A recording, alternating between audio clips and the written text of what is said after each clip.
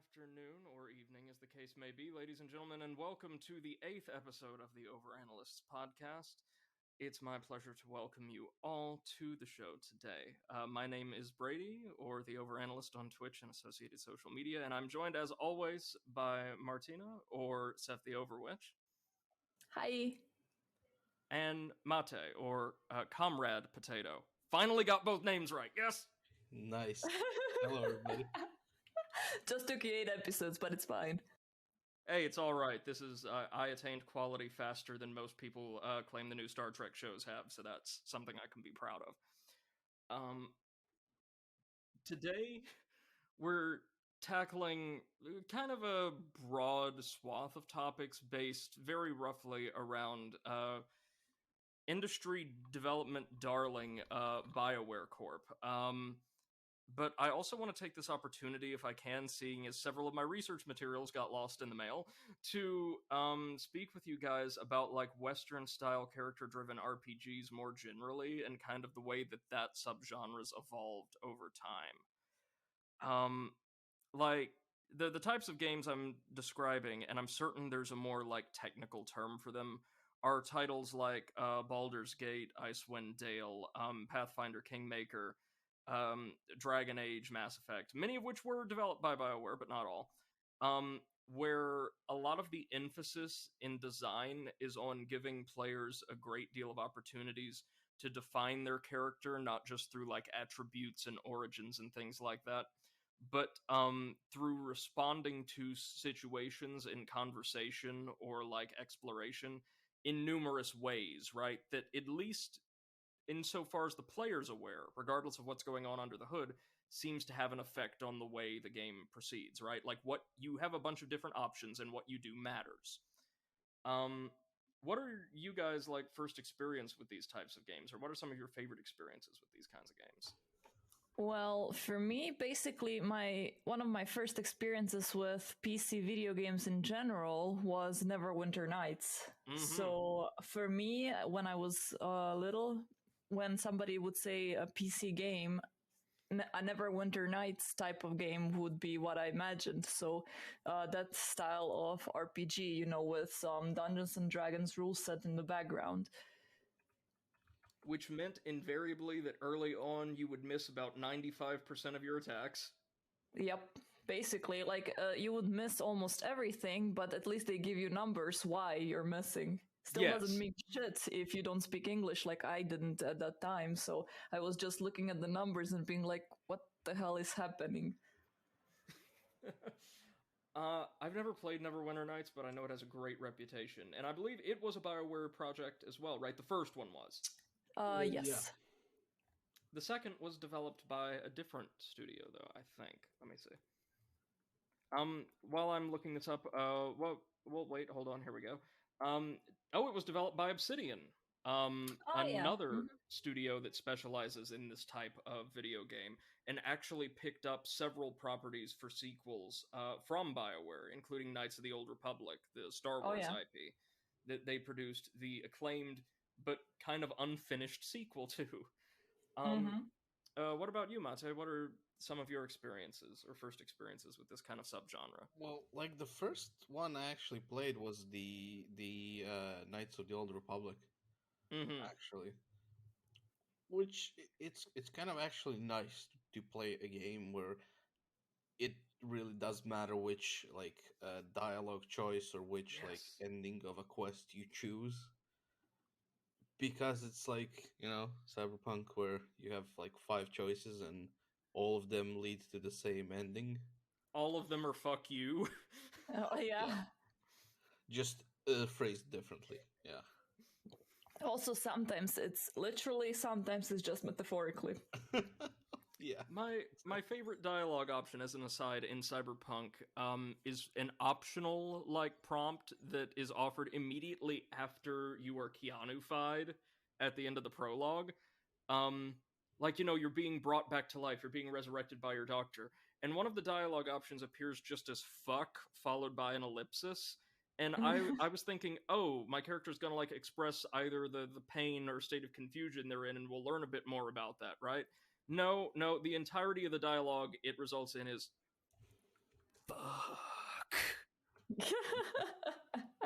Great writing. I love the extent to which you can express yourself in that game. But sorry, Potato, you were saying like you really appreciate games where the choices you make really do matter, right? Instead of just giving you this veneer. Not always. I mean, sometimes you just want to play a game where you just kill a bunch of shit and stuff like that. Mm-hmm. That's fine. But sometimes you want to play something that actually has some like feeling of, oh, I actually worked for this goal. I Right. actually had to put in effort and make choices. But choices suck. I But don't like choices. as a narrative tool, I think actual like impactful choice works very well in forcing a character to become or a player rather to become invested in characters and setting. Because if the choices you make impact the world around you as you play through a game, I just find odds are greater that regardless of how they're written or how they come across, I'm going to care more about those people and places because I'm being asked, okay, what do you want ideally to happen to this place? What do you want to happen to this person? And it's just a great hook for narrative engagement and something that BioWare in particular has done historically very well.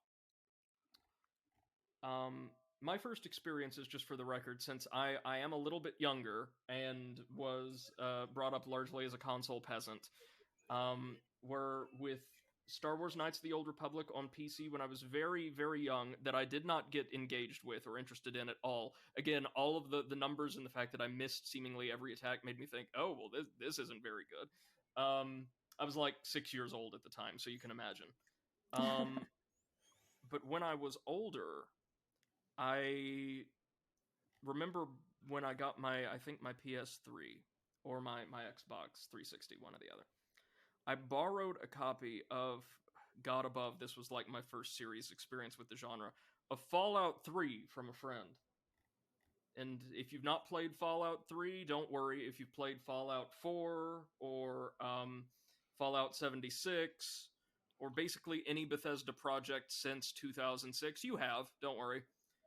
Um, and even though that game offered relatively few opportunities for really deep character building, I loved the way that quest lines always offered multiple resolutions and that I could interact with NPCs or the world around me to get more information, like a detective, right? I'm investigating this world, I'm investigating this community or these characters to find out what my ideal solution for them is, how I want to resolve the quest. And something about that direct engagement with an impact on the narrative absolutely hooked me.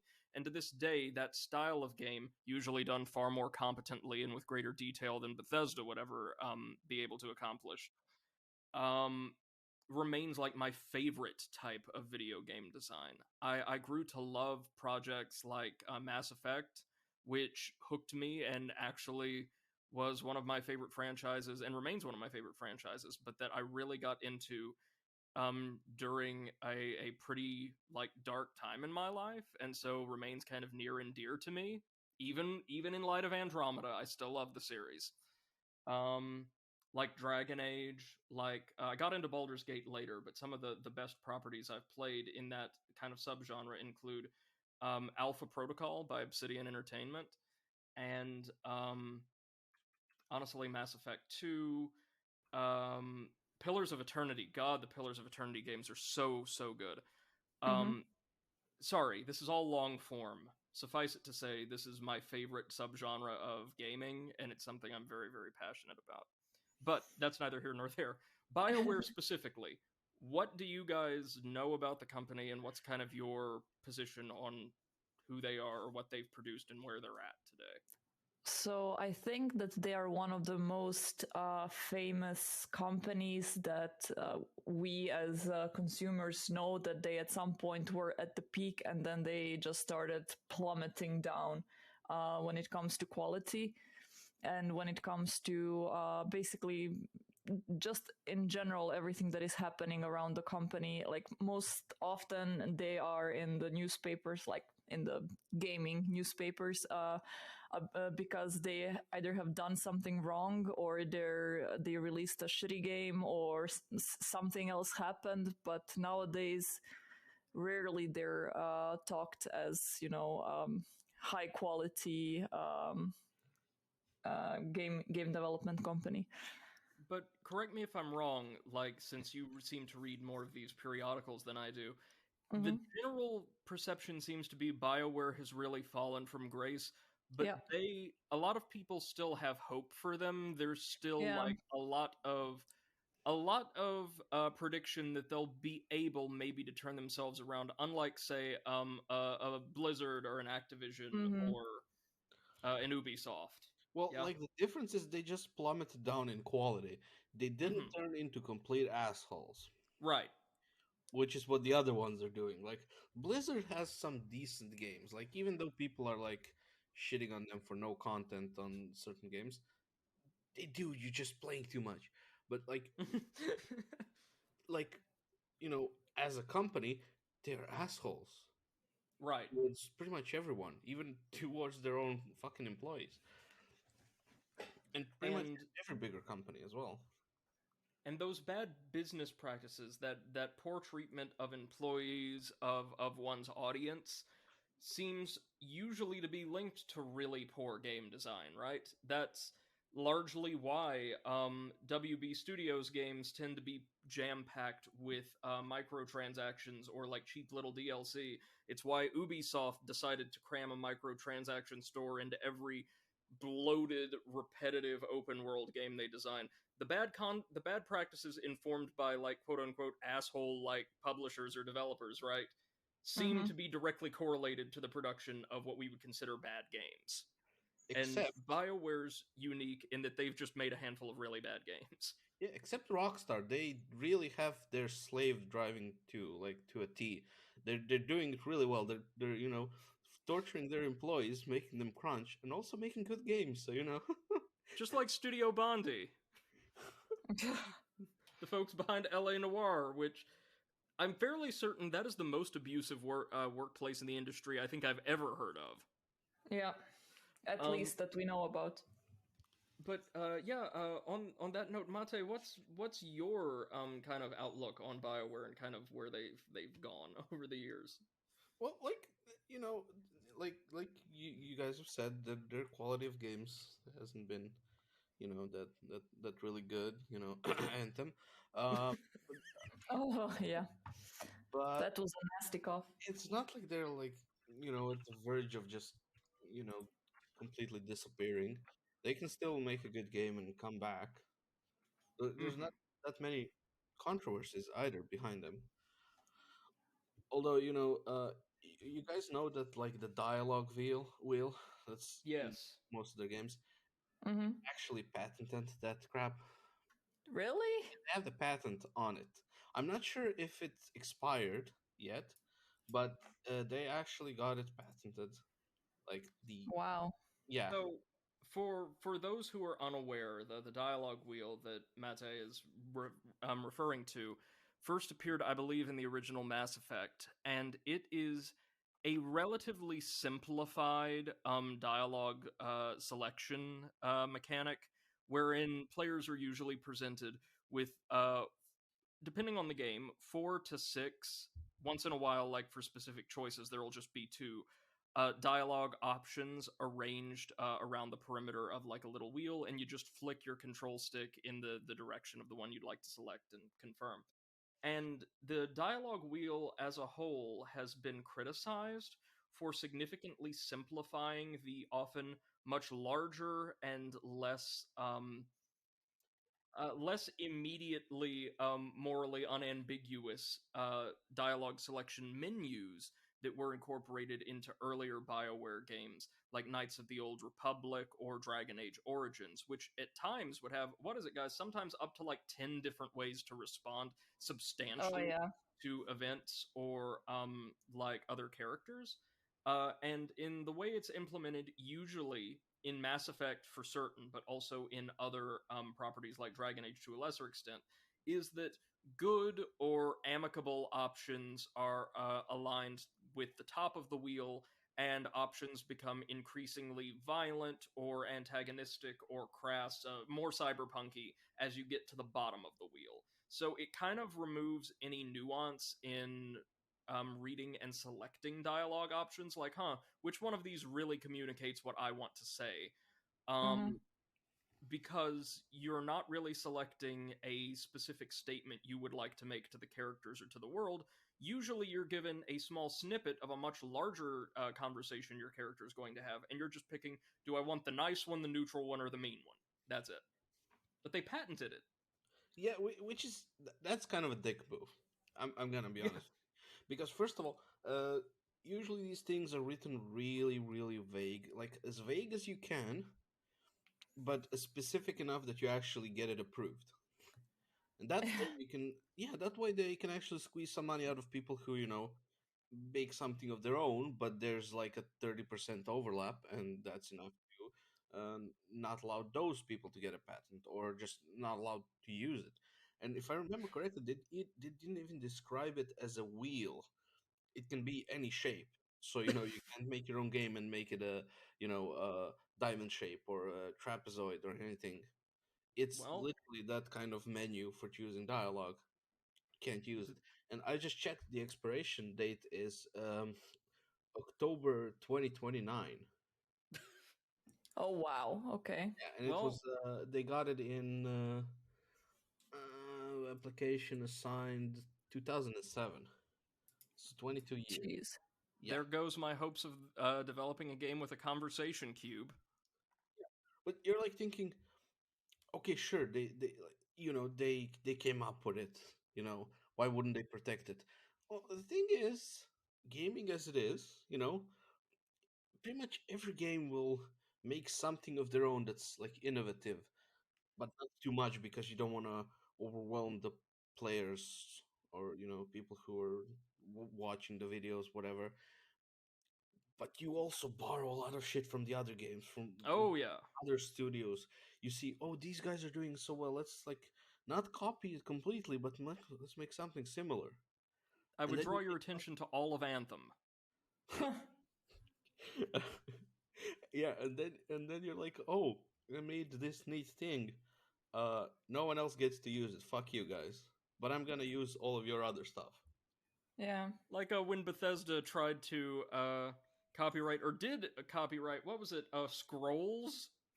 Oh, Oh oh, god, yes. they actually did.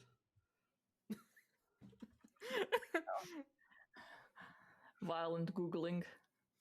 um, Or was it not that they copyrighted it? It's just somebody else was making a game called Scrolls, and they weren't allowed to call it that. yeah, Hmm. Scrolls, and what was it? The developers of the Banner Saga who tried to copyright both Banner and Saga. Saga? Well, I think Candy Crush beat them to the saga part. Uh, Yes, no, I think that was the case. Either the Candy Crush devs tried suing the Banner Saga folks, or vice versa. oh no, I think Candy Crush devs sued anyone who had any saga word in there or candy, or even that has like the match 3 type of game, even though they didn't come up with that concept Well, game. Mm. I guess they need to use all those riches to develop a time machine so they can go back about 1,300 years and serve a court notice to the Norse. Or just develop a time machine and go and stop themselves from being born. um, Do on something. that note, um, BioWare Corp. uh, I'm if it's all right with you guys, I'll give just like a really brief like foundation, like kind of exposition on where they came Mhm. from, and then we can actually take a deep dive into their early catalog. I'm still waiting to talk about the more recent games that are kind of garbage because I'm waiting for a book that is lost somewhere in the subterranean reaches of the Tennessean postal system. Lost in the snow. So, BioWare actually derives its name, I believe, in part from, like biology or biological XYZ. And it was founded by a pair of friends who had recently graduated from medical school, so by two doctors.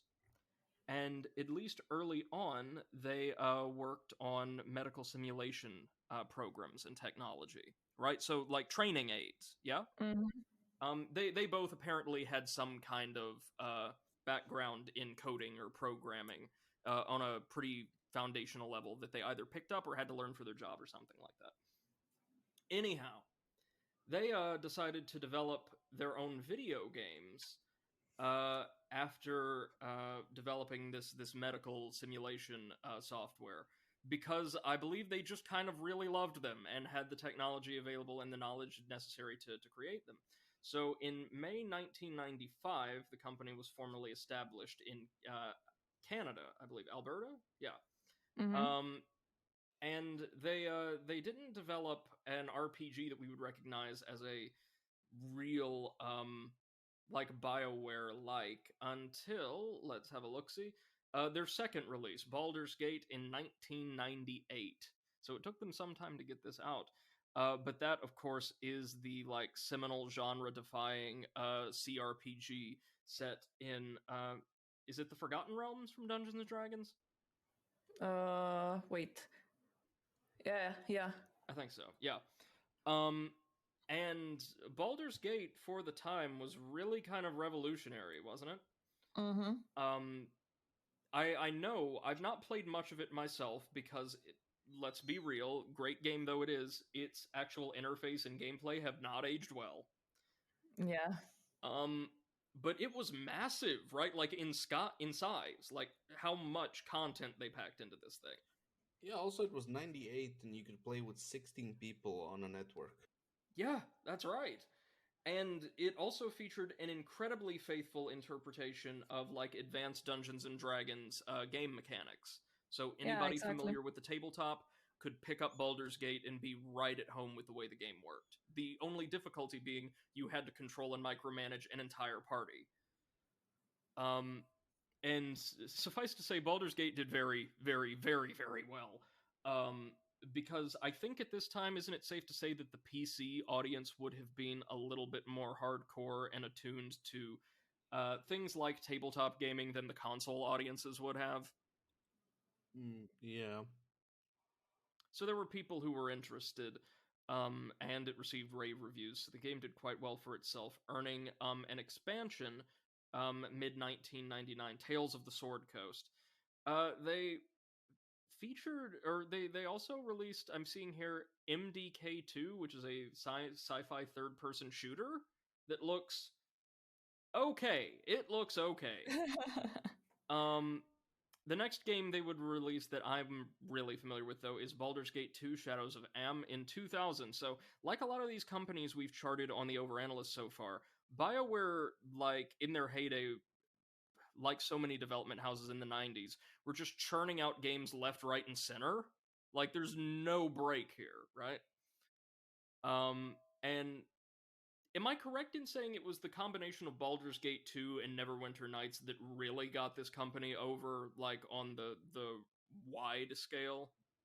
I would say so. Like Baldur's Gate 2 was really, really, really popular, and I remember that Neverwinter Nights brought even more people into the whole Forgotten Realms world. Mm-hmm.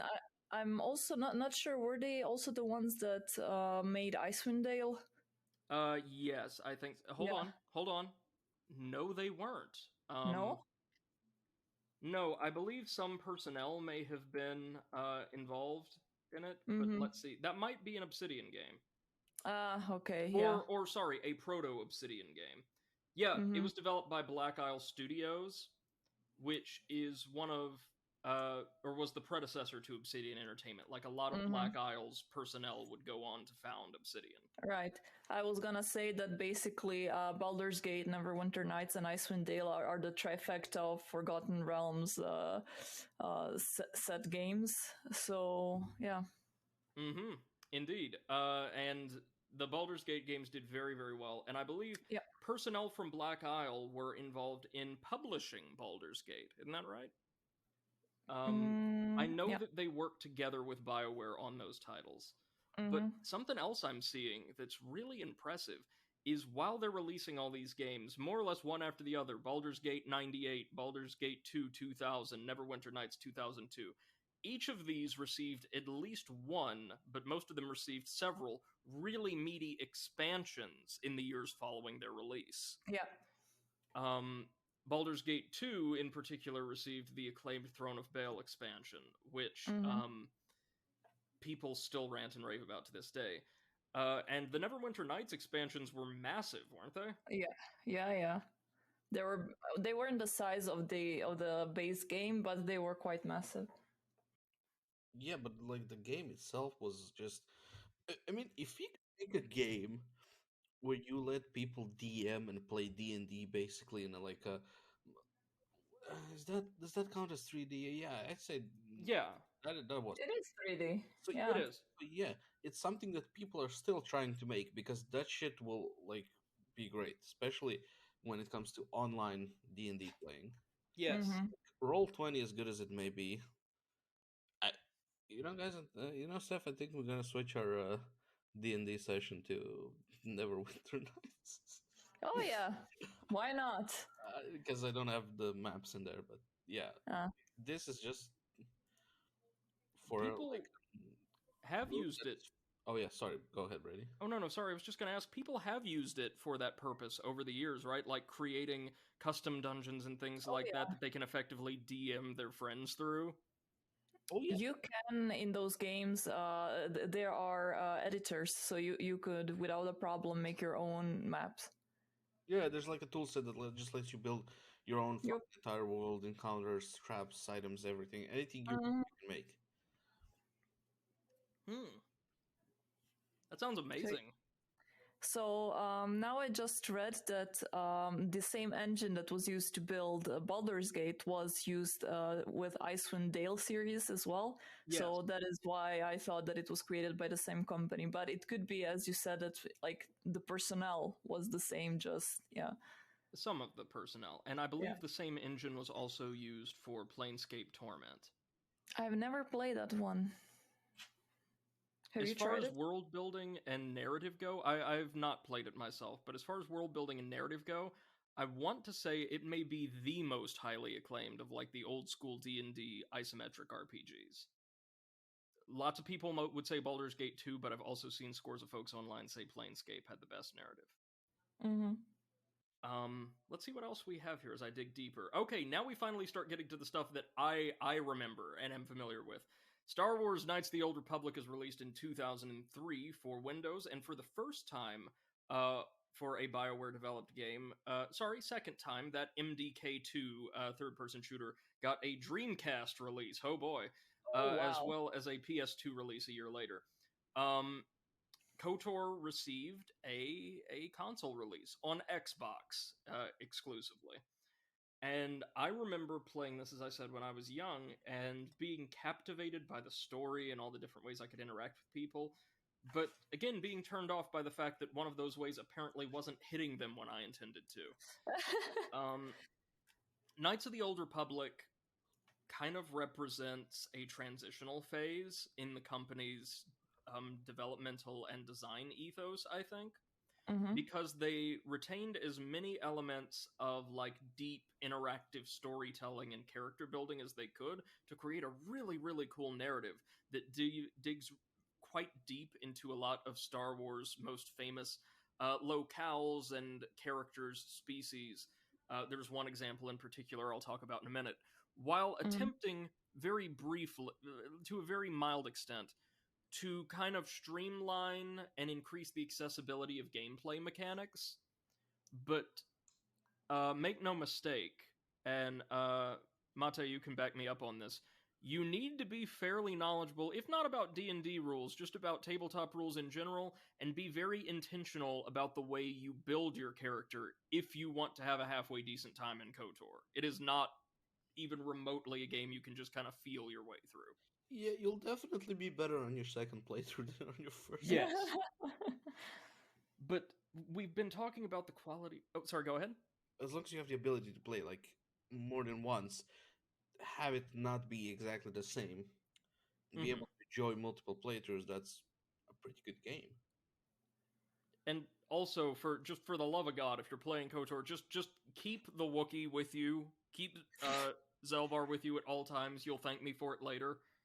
Um, but what I love about that game is the fact that it's a Star Wars story that really focuses more on, as the way BioWare alone could back in the day, really exploring like just the day-to-day goings on and the societies of this world without so much the focus just being on this black and white Jedi Sith conflict, right? Mm-hmm. Yeah. Yeah.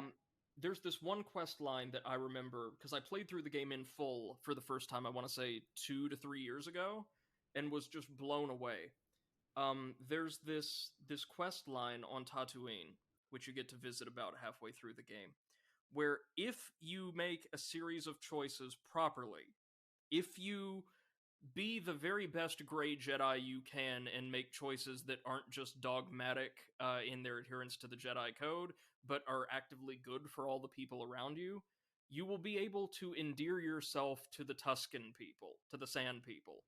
Mm-hmm. And despite their extreme violence and xenophobia, you will actually be able to speak with them. And finally, I think, not for the first time in expanded universe material, but certainly for the first time in any kind of visual medium, you get to learn about their society and belief systems and history. And it's both a fascinating and a really humanizing little segment of the game. Mm-hmm. And it demonstrates some of the best writing BioWare's ever produced. But KOTOR is where it's at, I think. And I can't name many more like console RPGs that are like just head and shoulders better, right? Mm-hmm. Yeah. It also made all the money in the world. Yes, it did. Yeah. But it was followed up by a game that I actually like even more. Jade Empire, released in 2005 around the world on Xbox and a couple years later for Windows. This is a relatively short but very, very deep game inspired and set in a world based on traditional like Imperial Chinese mythology. Mm-hmm. And I think it's notable because really think about this. We have, of course, scores of games, I would argue too many games and settings, based on like Greek mythology, increasingly on Norse mythology, a fair few largely from Japan that incorporate wonderful aspects of Japanese myth and legend. But Yep. have we seen many games tackle like other world mythologies at length? Especially like Chinese mythology, which is one of the richest canons in like folkloric history, right? Have I we? think until then, no. That's right. It was one of the first, certainly one of the first in the West to do so at length. And the end result is one of my favorite game worlds I've ever explored, rife with spirits and scores of different fighting styles and partners that you can unlock through detailed exploration, a big beefy arena side quest line. You know how much I love me a good arena Mm-hmm. quest line. And a wonderful little side quest where you're dealing with an idiotic colonizer voiced by John Cleese. Uh, that ends in you getting a fighting style that is literally just shooting people with a musket. Yeah. Uh, the game is packed with a lot of great character development and charm, but I also believe it was the first BioWare project I can think of that was significantly rushed. Isn't that right? Yeah. At least I think it was rushed. Let me see here. Um, Never mind. I can't find anything off the top of my browser, but the game definitely feels rushed as the last several chapters take about as long. The last 3 chapters collectively take about as long as the first one Mm-hmm. does. Yeah. But do either of you guys have any experience with or knowledge of Jade Empire, by the way? I just remember the I name. I've never played it myself. Um, there is a port available for iOS if you want to play it in a way that just makes you really sad. Um, it's a good game though. It's well worth it. I don't think that personally I've played any of the BioWare games after Neverwinter Nights until Dragon Age, Which Dragon Age? first one, Origins. Okay, so that was released in 2009. Let's talk about that because Dragon Age has become one of the company's two like trademark series. Um, Mm-hmm. and it was released a year after, sorry, just one quick aside, the incredible action RPG Sonic Chronicles: The Dark Brotherhood. Oh yes, everybody remembers that one. Which was BioWare's first terrible game.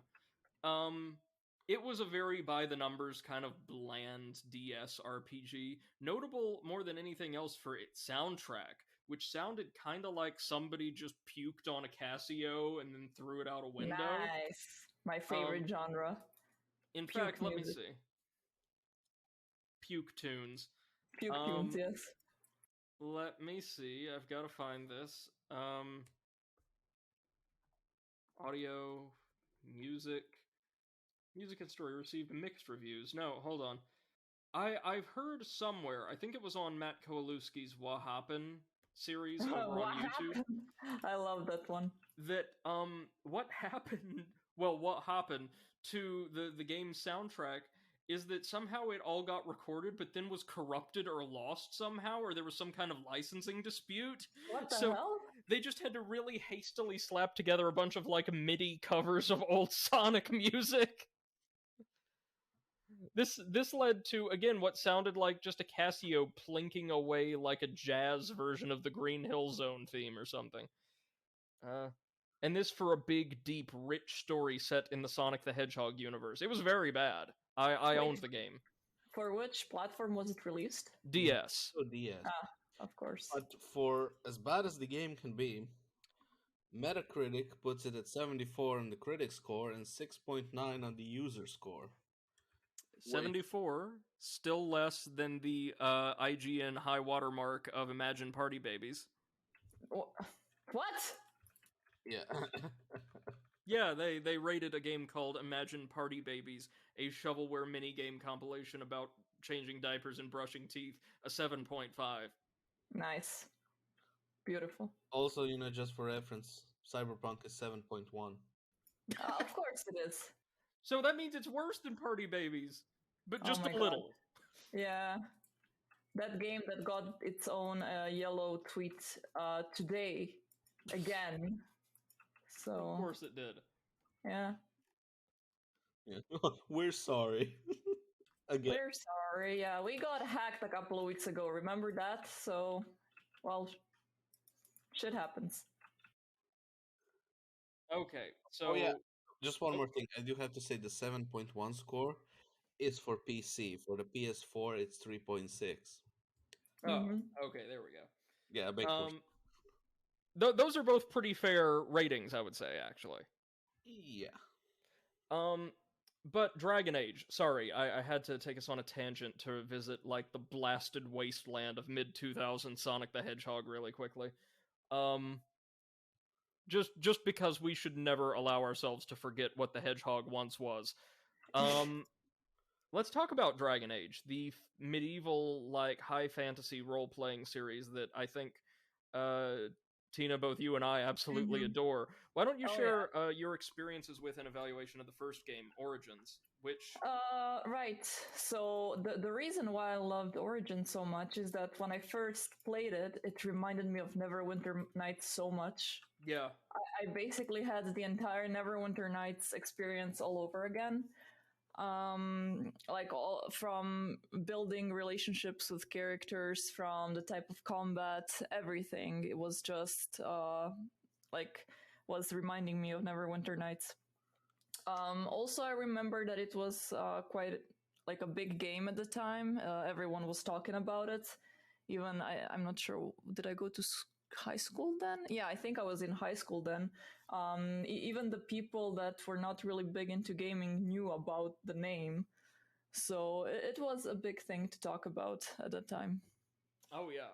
Yeah, and it was, compared to other games that we discussed previously, like those that use just straight up D&D rules, I feel like its gameplay was way more accessible, not simplified at all, but they did a much better job of explaining the various ways that, like, status effects and damage outputs and item effects and what have you actually interact with one another.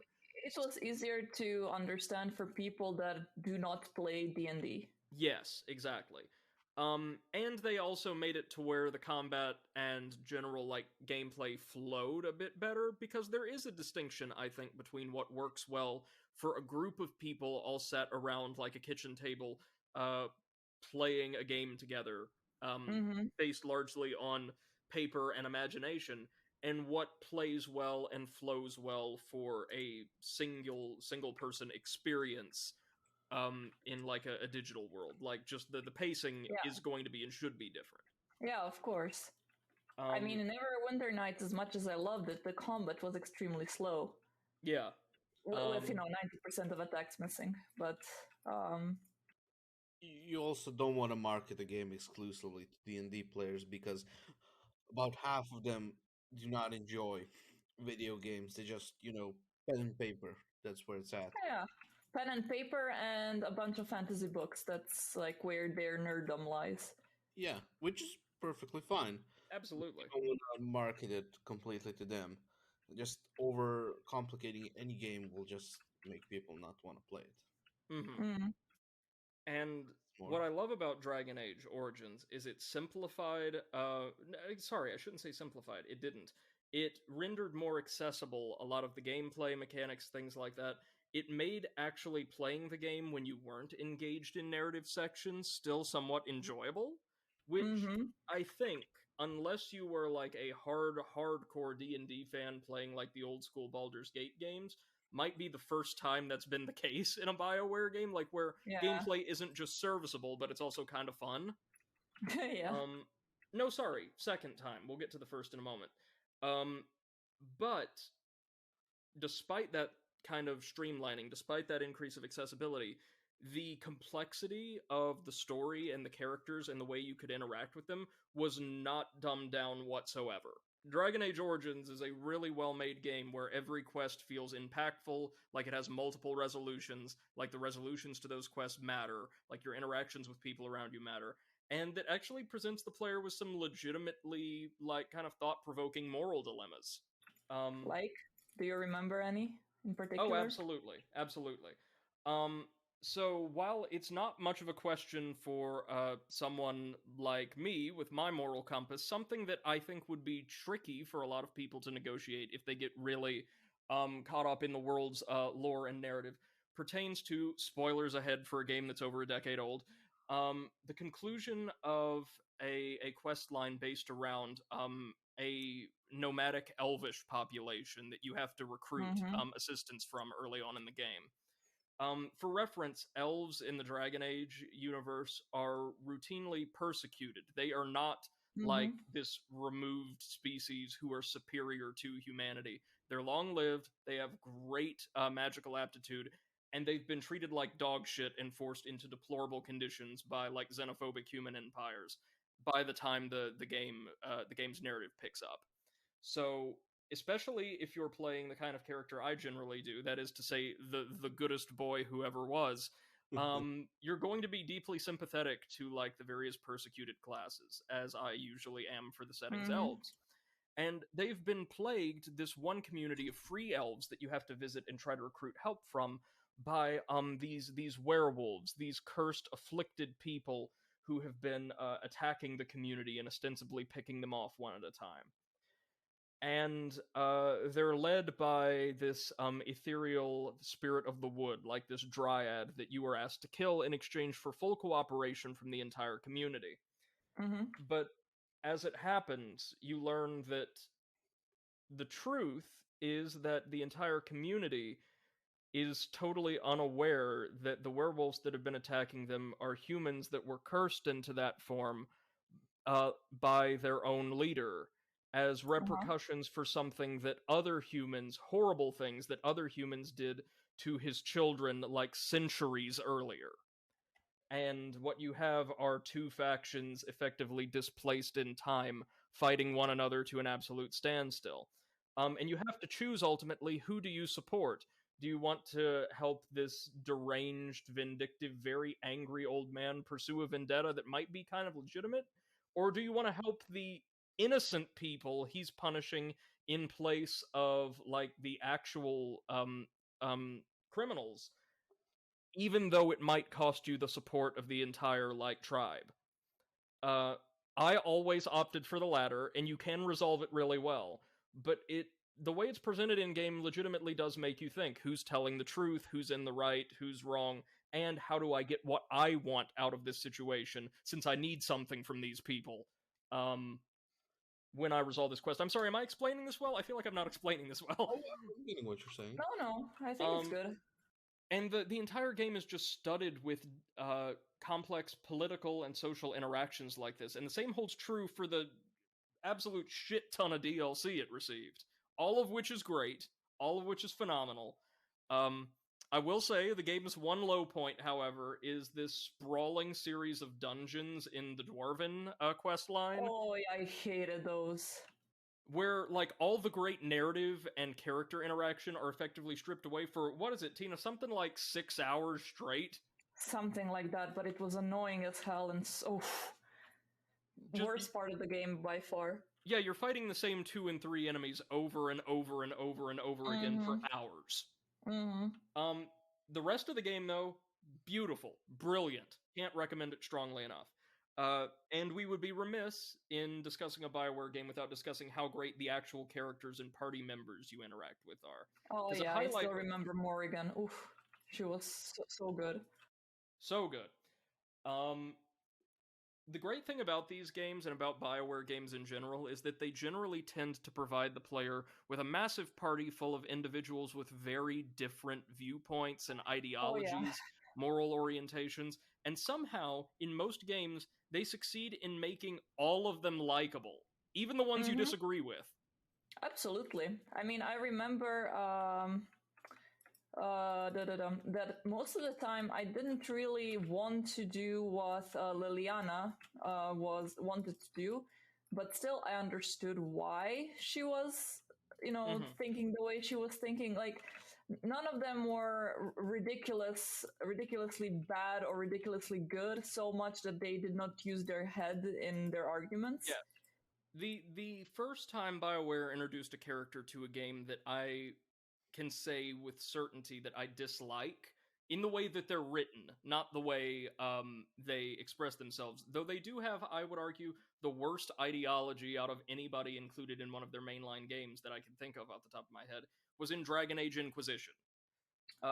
They introduce a kind of extremely bigoted mage named Vivienne, I think. Oh, Vivienne, yes.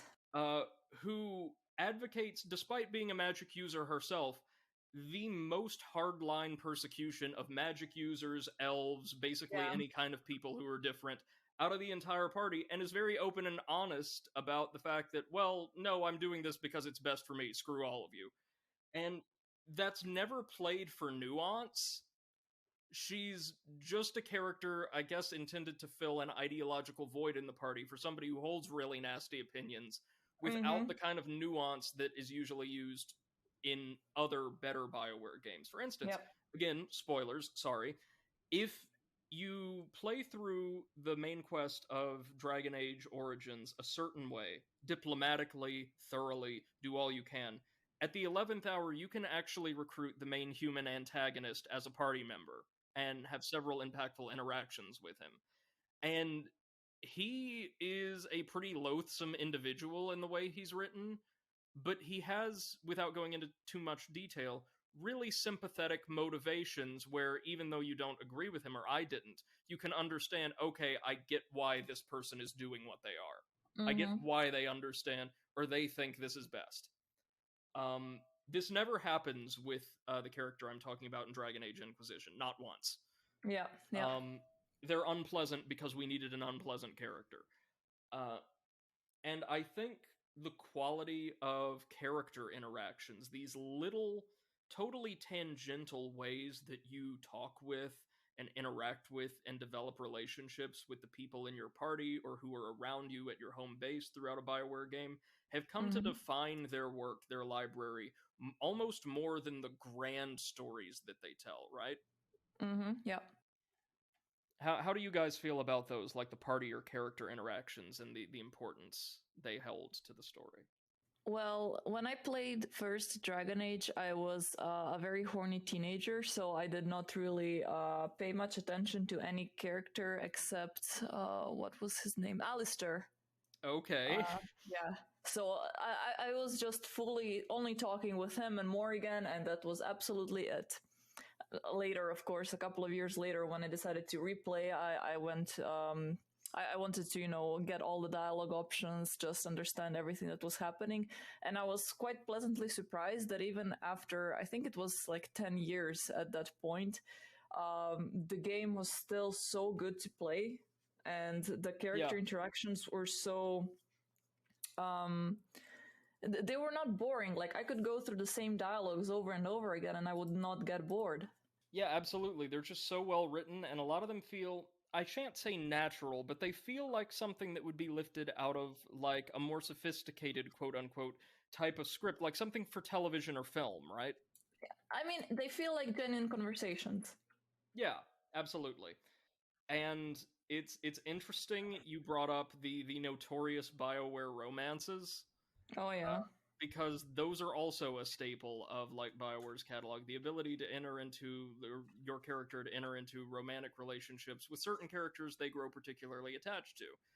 I myself, as like a fan of writing and character development, actually think this is a pretty nice idea and is usually Mm-hmm. handled kind of well because Yeah. it allows you to really interact more with or more personally with characters that you as like an audience member are really interested in. And a lot of the interactions between love interests in these games are written, again, maybe not like exceptionally well, but certainly like well enough.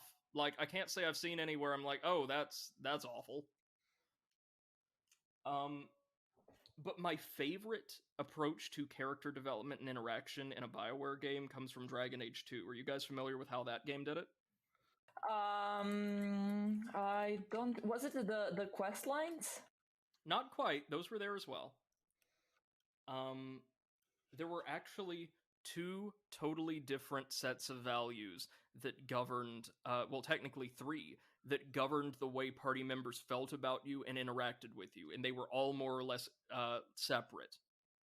Okay, so dig this. In a BioWare game, usually, right, your party members either like you or they don't. Mm-hmm. You Of course. do things that they approve of, or you go out of your way to help them in personal quest lines that are usually really well written, by the way, and were easily the best part of Mass Effect Andromeda. And they have a more favorable opinion of you. They may be willing to support you when their personal interests would normally send them elsewhere, right? They may be more committed to the mission and work harder or what have you. Um, but in Dragon Age 2, a game plagued with extremely rushed development, thanks EA, and kind of a troubled narrative and overall flow, did character interaction better than almost any other game, especially big budget game I've ever played. Here's how it worked. Yes, there was like a hidden value for how much your party members liked or respected you, how loyal they were to you or to like the little group, the family that you were like constructing. Um, Based on how often like or to what extent you supported them in their personal quests and things like that, Mm-hmm. right? Yeah. There's a second value associated with like kind of a romantic or intimate entanglement that basically just demonstrates or indicates whether or not this person is going to be like your partner throughout the game. But there's a third value that is not affected by the previous two whatsoever that indicates their level of alignment with your personal ethos or ideology.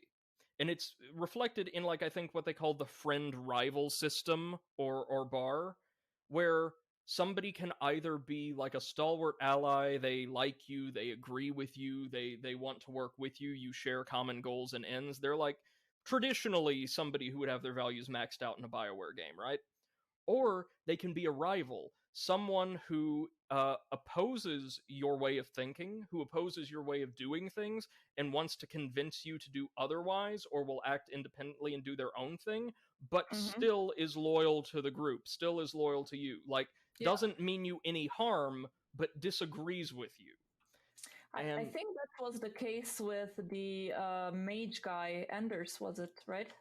yes, I remember that I had quite a hard time pleasing him, but he was still always like still good in my party. Like, he was yes, like, I don't shouldn't have done that, but all right. And the interesting thing about the way that works is you could then have people who were extremely fond of the player character who may ultimately defect when challenged by one of the villains. I don't know if this is for certain, but I think they might. If their like loyalty isn't high enough, right? Or you could be in like a passionate like sexual tension fueled relationship with somebody who ideologically you can't stand. Um, and there are, in fact, different versions of loyalty quests, relationship conversations, all of that for just about every character for both the ally and the rival dispositions. I think that's so cool. What about you, Potato? Did you play the games? How did you like them? I did not really play the Dragon Age games. I just didn't like the whole like story and everything. Just for some reason, it just didn't hold for me. I don't know. Like there's stuff that I will just enjoy even though it's like completely garbage, Mm-hmm. Mm-hmm. and then there's stuff that's objectively good, and I'm just like, this is good, but I'm not really like enjoying playing it. But I do like how BioWare like makes their like companions and everything because there's nothing worse than getting a follower in a game, and his purpose is nothing more but to do a little bit of damage in combat Mm-hmm. and deliver 3 lines, one of which may be a hint at one point. Yeah, Mm-hmm. It's like exactly. you're useless.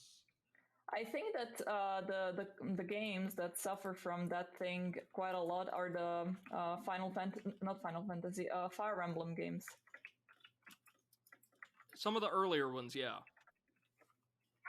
Yeah. They Sometimes I was literally treating them as cannon fodder because I just did not care about them. So yeah, Or target practice.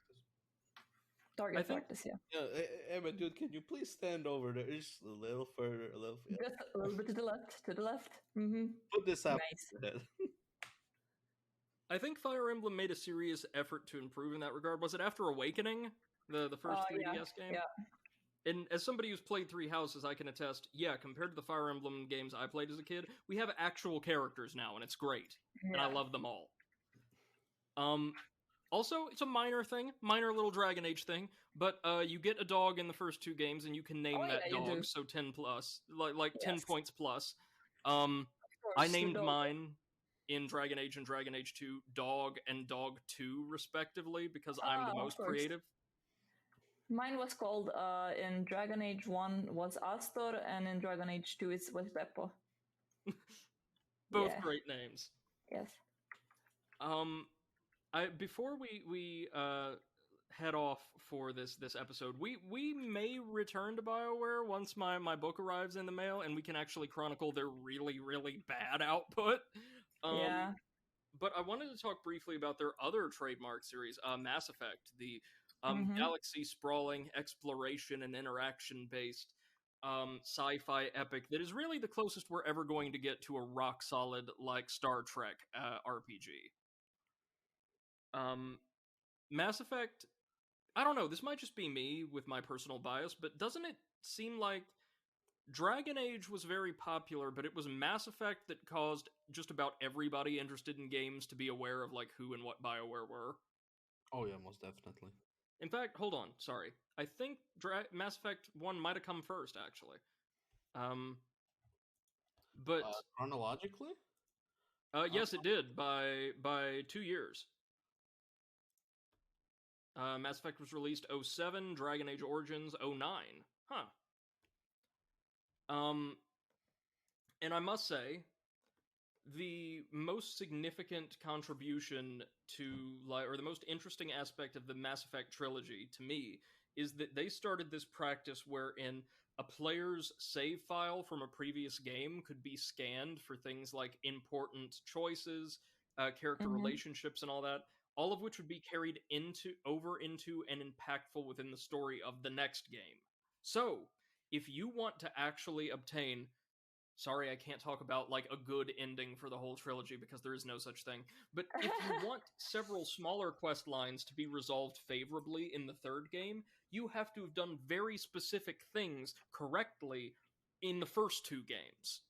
And so, what they were able to develop is a video game trilogy that honestly felt like a film trilogy. You get to spend time with the same characters, some but not all of the same settings. Actually, a lot of original settings in every game, which is an A plus for me.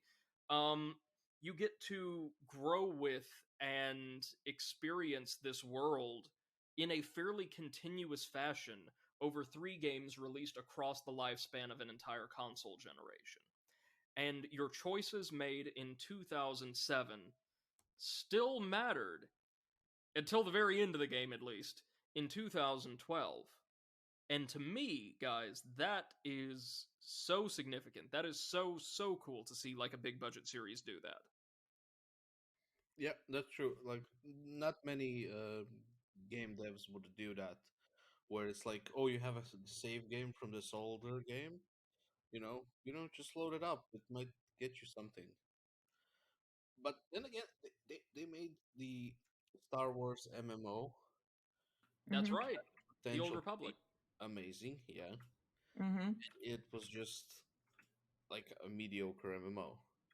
Like, I played it during the alpha test, and it was like, oh, nice, you get choices. Wow, light side, You dark. get choices. Yeah, like, it's not like, oh, you're playing Star Wars, so you gotta be a Jedi, you gotta be a good guy. No, you can go dark side. You But can be a You heroic get Sith. cookies. yeah, but like in the grand scheme of things, the choices were nothing. It's just No. you have one stat, which light side, dark side, and you just click clack between them, and it's just the only thing it decides is which quests. I think it affected which quests you can take, and Some, what yeah. yeah some, and what kind of gear you can wear, and that was it.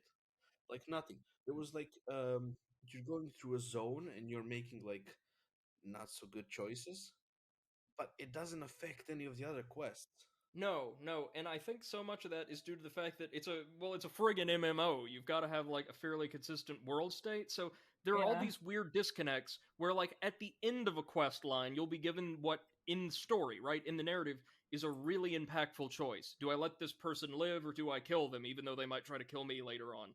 Do I save this group of people or that? I don't have time to save both or whatever.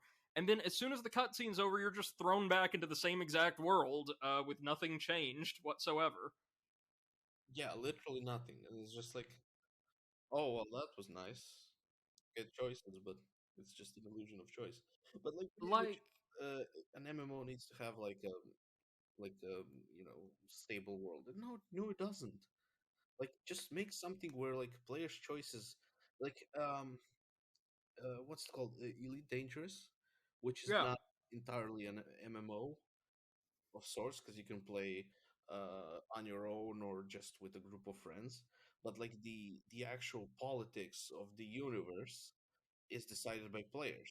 Like, which quests do you do, yep, which party do you support, and stuff changes, and they like make stories and put out stories so you can like follow it.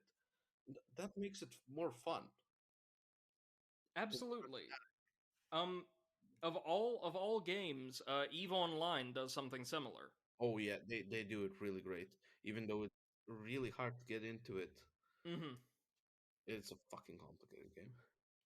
Um, I mean, it's still very popular, so. Oh, it's super popular. Yeah. Mm.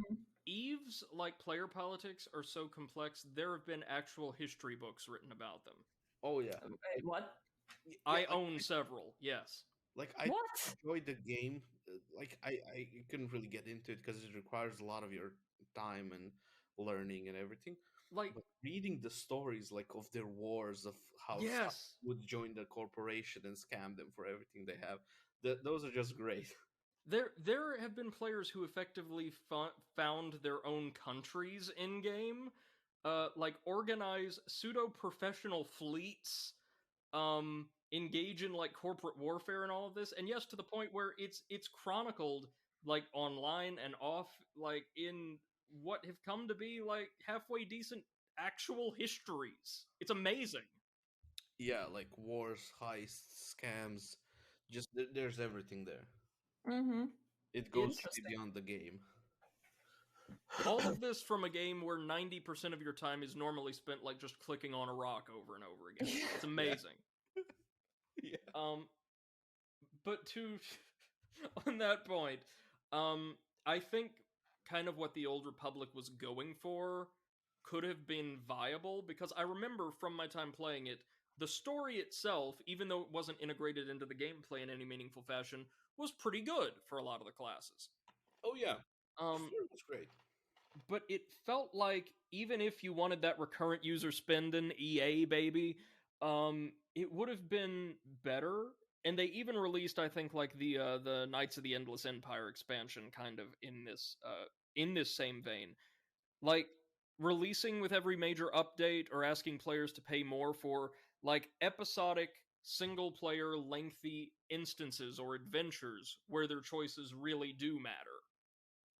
Like, give the player their own kind of isolated storyline that they might have to pay more for, that they might have to purchase separately, whatever, and have that be where most of the impactful choices and character developments are made. And then have a more traditional MMO where a little bit of that has like narrative tie-in. Does that sound better? Yeah, actually, it does. To the point where I think that's more or less what they did. I don't know. Didn't feel like I didn't play it later, especially not after it went free to play. Because generally, MMOs that go free to play are just. Anyways, so far we've been talking about the good parts of BioWare. How about we switch to the bad parts of BioWare? Actually, if it's all right, can we save that maybe for another episode? Because if we talk about the bad parts of BioWare, A, I need my book, and B, Okay. um, the development history gets really sorted here, and I have actually Mm-hmm. put together an entire narrative for this. Like, we've just been Alrighty. spitballing this. Mm-hmm. The troubles BioWare encountered, especially after they were consumed by the all devouring memory hole of Electronic Arts, Mm-hmm. gets way more in depth and actually a lot more interesting. All right. So in that vein, have we is there anything else we'd like to add today? Not from my part. I think we can go to the closing words. Mate, anything you would like to add, sir? EA sucks balls. That's about Yes, it. indeed. Um, and then they charge you for each of them. Yeah, yeah. Yeah. You see, Through loot boxes, though, you might or might not get a ball. loot balls. Yeah, loot. Do they function? Do they not? Are they instead just a pair of jingle bells? We don't know. Surprise mechanics. Only for $4.99. You keep getting the left one, can't get the fucking right one.